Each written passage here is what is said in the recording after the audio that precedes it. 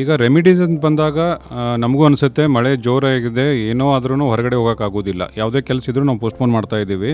ಬೆಳಗಾವಿಯಲ್ಲಿ ಸಿಕ್ಕಾಪಟ್ಟಿ ಜೋರಾಗಿ ಮಳೆ ಸುರಿತಾ ಇದೆ.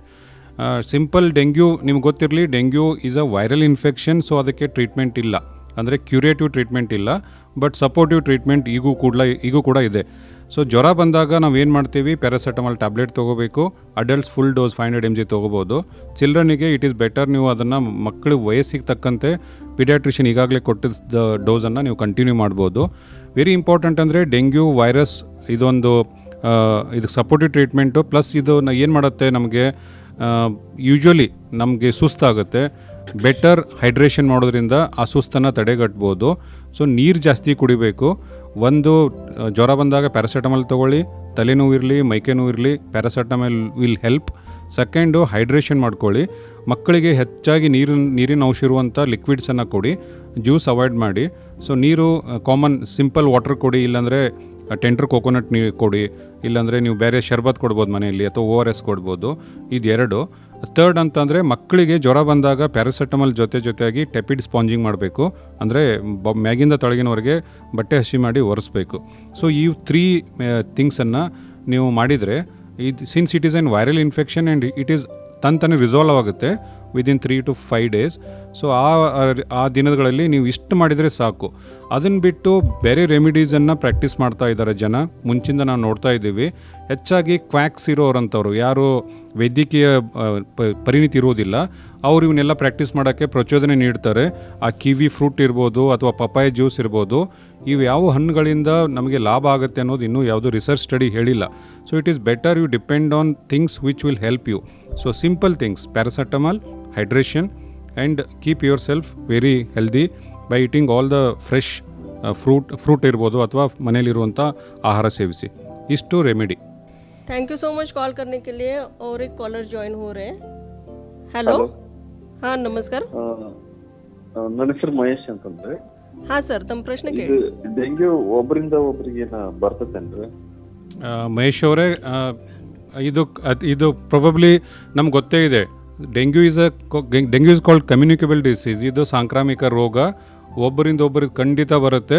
ಬಟ್ ಒಂದು ಮನುಷ್ಯ ಇನ್ನೊಂದು ಮನುಷ್ಯನಿಗೆ ತಾನೇ ಸ್ಪ್ರೆಡ್ ಮಾಡೋದಿಲ್ಲ. ಹೇಗೆ ಕೋವಿಡ್ ಬಂದಾಗ ಕೊರೋನಾ ಏನಿತ್ತು, ಒಬ್ಬರು ಕೆಮ್ಮಿದ್ರೆ ಇನ್ನೊಬ್ಬರಿಗೆ ಬರ್ತಿತ್ತು. ಸೊ ಡೆಂಗ್ಯೂ ಪಾಸಿಟಿವ್ ಕೇಸ್ ನನ್ನ ಪಕ್ಕಕ್ಕೆ ಕುಂತಿದೆ, ಅವನಿಂದ ನಂಗೆ ಡೆಂಗ್ಯೂ ಬರಲಿಕ್ಕೆ there should be an vector. ಅದು ವೆಕ್ಟರ್ ಸ್ಪ್ರೆಡ್ ಮಾಡೋದು. ಸೊ ಒಂದು ವ್ಯಕ್ತಿ ಇನ್ಫೆಕ್ಟೆಡ್ ಇದ್ದಾನೆ ವಿತ್ ಡೆಂಗ್ಯೂ ವೈರಸ್ ಅಂದರೆ, ಇಡೀಸ್ ಈಜಿಪ್ಟಿ ಸೊಳ್ಳೆ ಏನಿದೆ ತನ್ನ ವಂಶವನ್ನು ಇದು ಮಾಡೋಕ್ಕೆ ಮುಂದುವರ್ಸೋಕ್ಕೆ ಇಟ್ ನೀಡ್ಸ್ ಅ ಬ್ಲಡ್, ಅದಕ್ಕೆ ರಕ್ತ ಬೇಕು. ಸೊ ಅದು ಕಡಿಯುತ್ತೆ ಹಗಲಿ ಹೊತ್ತಿನಾಗೆ.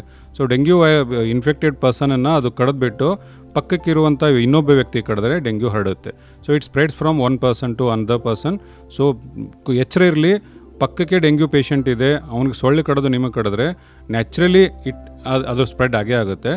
ನಮಗೆ ಒಂದು ಗೊತ್ತಿರಲಿ, ಇಡೀಸ್ ಈಜಿಪ್ಟಿ ಏನು ಸೊಳ್ಳೆ ಇದೆ, ಒಂದು ಸಲ ಕಡಿದ್ಬಿಟ್ಟು ಅದರಲ್ಲಿ ಬಾಡಿಯಲ್ಲಿ ಏನಾದರೂ ವೈರಸ್ ಎಂಟ್ರಿ ಆದರೆ that virus will remain in that Aedes aegypti for life long. ಅದು ಕಂಟಿನ್ಯೂಯಸ್ ಆಗಿ ಇನ್ಫೆಕ್ಟೆಡ್ ಮಾಸ್ಕಿಟೋಗೆ ಉಳಿಯುತ್ತೆ. ಇನ್ನೊಂದು ಏನು ಹೇಳ್ಬೋದು ಅಂದರೆ, ಅದು ಮರಿ ಹಾಕಿದರೆ ಟ್ರಾನ್ಸ್ಮಿಷನು ಆಗೋ ಚಾನ್ಸಸ್ಸು ಇದೆ. So it will remain permanent threat ನಮಗೆ. ಸೊ ಒಂದು ಸೊಳ್ಳೆ ಕಡಿಲ್ದಂಗೆ ನೋಡ್ಕೊಳೋದು ಇಂಪಾರ್ಟೆಂಟು. ಎರಡನೇದು ಆ ಸೊಳ್ಳೆನೇ ಇರಬಾರ್ದು ನಮ್ಮ ಸುತ್ತಮುತ್ತ. Thank you so much call करने के लिए. और व्हाट्सएप थ्रू एक क्वेश्चन आया है सर कि क्या एक बार हमें वो मच्छर काटा तो हो जाता है क्या डेंगू? ವೆರಿ ಗುಡ್ ಕ್ವಶನ್ಸ್ ಇದು. ಒಂದು ಗೊತ್ತಿರಲಿ, ಡೆಂಗ್ಯೂ ಬಾಡಿ ಒಳಗೆ ಮಾಸ್ಕಿಟೋ ಒಳಗೆ ವೈರಸ್ ಇದೆ ಅಂತಂದರೆ ಅದು ಏನು ಮಾಡುತ್ತೆ ಅಂದರೆ, ಕಚ್ಚಬೇಕಾದ್ರೆ ಸೊಳ್ಳೆ ಕಚ್ಚಬೇಕಾದ್ರೆ ಸಲವ ಬಿಡುತ್ತೆ.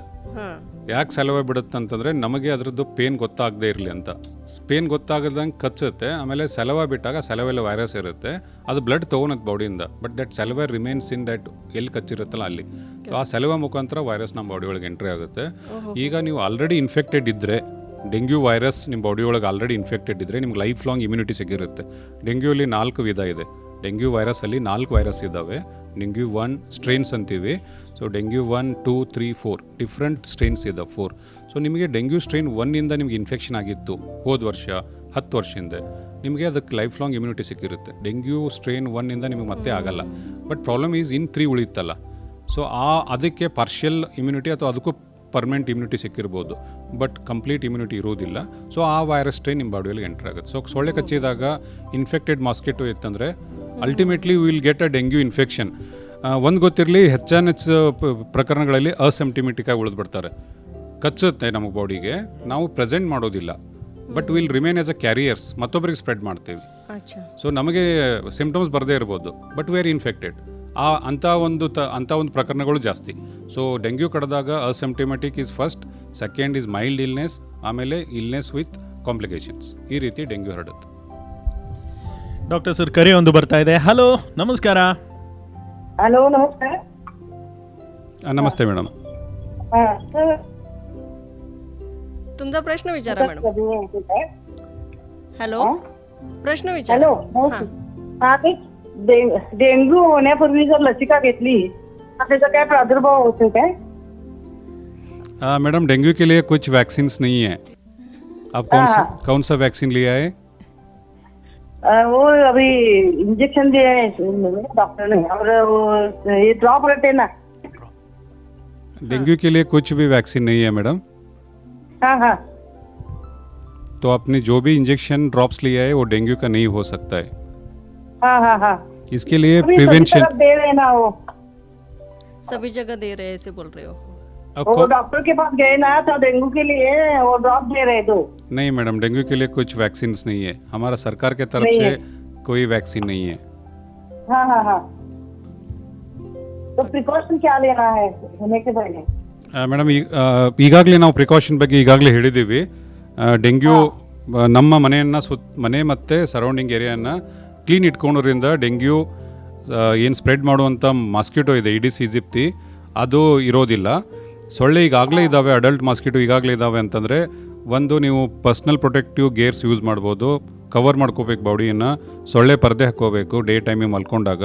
ಆಮೇಲೆ ಮಾಸ್ಕಿಟೋ ರಿಪೆಲೆಂಟನ್ನು, ಕಾಯಿಲ್ ಅಂತ ಏನಂತ ಹೇಳ್ತೀವಿ, ಆ ಕಾಯಿಲನ್ನು ಉಪಯೋಗಿಸ್ಬೇಕು. Okay, thank you sir. Thank you so much call केल्याबद्दल. आणि तुमच्याही मनामध्ये असे काही प्रश्न असतील तर कॉल करा. नंबर आहे 9019904904. ಸರ್, ಭಾಳ ದೊಡ್ಡ ಒಂದು ಕಲ್ಪ್ರಿಟ್ಟು ಅಂದರೆ ಈ ಒಂದು ಮಾಸ್ಕಿಟೋ ಅಂತ ಸಂದರ್ಭದಲ್ಲಿ ತಾವು ಹೇಳಿದ್ರಿ ಅಸಿಂಪ್ಟೊಮ್ಯಾಟಿಕ್ ಆಗಿಯೂ ಇರ್ತಾರೆ ಭಾಳಷ್ಟು ಜನ. ಅಸಿಂಪ್ಟೊಮ್ಯಾಟಿಕ್ ಇದ್ದವರು can they get in to symptomatic this also? Yes, it is possible. ಈಗ ಅಸಿಂಪ್ಟಮೆಟಿಕ್ ಇದ್ದವರು ಸಿಂಪ್ಟೊಮೆಟಿಕ್ ಆಗ್ಬೋದು. ಒಂದು ಸಲ ಫಸ್ಟ್ ಕಡ್ದಾಗ ಏನಾದರೂ ಸ್ಟ್ರೈನ್ ಬೇರೆ ಇದ್ದರೆ ಅಸಿಂಪ್ಟೊಮೆಟಿಕ್ ಇದ್ದು, ನೆಕ್ಸ್ಟ್ ಟೈಮ್ ಅವ್ರಿಗೇನಾದರೂ ಬೇರೆ ಸ್ಟ್ರೈನ್ ಇರುವಂಥ ವೈರಸ್ ಬಾಡಿ ಎಂಟರ್ ಆದರೆ ಸಿಂಪ್ಟೊಮೆಟಿಕ್ ಆಗ್ಬೋದು. ಈಗಾಗಲೇ ಹಲವಾರು ವೈದ್ಯರು ಸರ್ಕಾರಿ ಆಸ್ಪತ್ರೆಯಲ್ಲಿ ಕೆಲಸ ಮಾಡ್ತಾನೆ ಇರ್ತಾರೆ. ಡೆಂಗ್ಯೂ ಅಲ್ಲಿ ಪೇಷಂಟ್ಸು ಇರ್ತವೆ. ಸೊ ಡೇ ಟೈಮಿಗೆ ಮಾಸ್ಕಿಟೋ ಬೈಟು ಆಗಿರುತ್ತೆ. So they become asymptomatic and they are fine. But next time ಬೇರೆ ಸ್ಟ್ರೈನ್ ಆದರೂ ಬಾಡಿಗೆ ಎಂಟ್ರಿ ಆದಾಗ ಸಿಂಪ್ಟೊಮೆಟಿಕ್ ಆಗ್ಬೋದು. ಸರ್, ಈ ಒಂದು ವಿಷಯದ ಕುರಿತು ನಾನು ರಿಸರ್ಚ್ ಮಾಡುವಾಗ, ಪ್ರಶ್ನೆಗಳನ್ನು ತಯಾರಿ ಮಾಡುವಾಗ ಆ ಮಾಸ್ಕಿಟೋ ಬಗ್ಗೆ ಒಂದು ಕೇಳಿದೆ. ಅದ್ರ ಬಗ್ಗೆ ತಮ್ಮ ಕಡೆಯಿಂದ ಕೇಳ್ಕೋಬೇಕಿತ್ತು. ಎಸ್, ಕ್ಯಾನ್ ವಿ ನೇಕೆಡ್ ಐದಿಂದ ನಾವು ಗುರುತಾ ಹಿಡಿಬೋದಾ ಅದನ್ನು? ಖಂಡಿತವಾಗಿಯೂ. ದಯವಿಟ್ಟು ಅದ್ರ ಬಗ್ಗೆ. ಈಗ ಇಡಿಸ್ ಈಜಿಪ್ಟೈ ಮಸ್ಕಿಟೋನ ನಾವೇನು ಹೇಳ್ತೇವೆ, ಟೈಗರ್ ಮಸ್ಕಿಟೋ ಅಂತ ಹೇಳ್ತಾ ಇದ್ದೀವಿ. ಆ ಮಸ್ಕಿಟೋ ನಾವು ಹೆಂಗೆ ಐಡೆಂಟಿಫೈ ಮಾಡ್ಬೋದು ಅಂತಂದರೆ, ಆ ಮಸ್ಕಿಟೋ ಬಾಡಿ ಮೇಲೆ ವೈಟ್ ಸ್ಟ್ರಿಪ್ಸ್ ಇರ್ತವೆ. ವೈಟ್ ಸ್ಟ್ರಿಪ್ ಇದೆ ಬಾಡಿ ಮೇಲೆ, ಅದು ಅಬ್ಡಾಮಿನ್ ಮೇಲೆ ಇರ್ಬೋದು, ಲೆಗ್ಸ್ ಮೇಲೆ ಇರ್ಬೋದು, ಇಲ್ಲೆಲ್ಲ ವೈಟ್ ಸ್ಟ್ರಿಪ್ಸ್ ಇರ್ತವೆ. ಆ ವೈಟ್ ಸ್ಟ್ರಿಪ್ಸನ್ನು ನಾವು ಐಡೆಂಟಿಫೈ ಮಾಡಿ ಆ ಮಸ್ಕಿಟೋನ ನಾವು ಐಡೆಂಟಿಫೈ ಮಾಡ್ಬೋದು.